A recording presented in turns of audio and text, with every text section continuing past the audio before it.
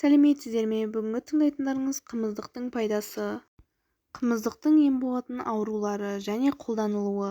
Бірінші, қан табақшаларының кемеюіне, мұрынның қанауына, жатырдан қан кетуге, ақ қан түйіршіктерінің көбею ауруына, қайта жасалудың кедергіге ұшырауынан қан азаюға 10-15 грамм қымыздықты қайнатып ішеді. Екіншісі, бірінші рецепт сары сулы бөртпеге, сыздауыққа, іріңді ісікке, қымыздық, сары марал өті, бимулардың әрбірінен 10 граммнан суға қайнатып ішеді. Екінші рецепт қымыздық тамырынан 1 кг, жапырағынан 500 грамм қосып ұсақтап турап 3 литр суға қайнатып қоймалжың болғанда самасын алып тастап жарақатқа жағады.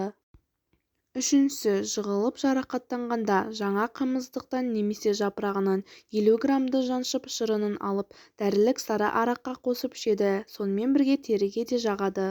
Төртіншісі, таз және әртүрлі тез жазыла қоймайтын қотырларға қымыздықтан лайықты мөлшерде алып суға қайнатып қотырды жуады.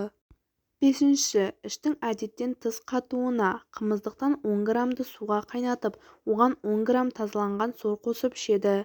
Қолдану мөлшері 10-15 грамм.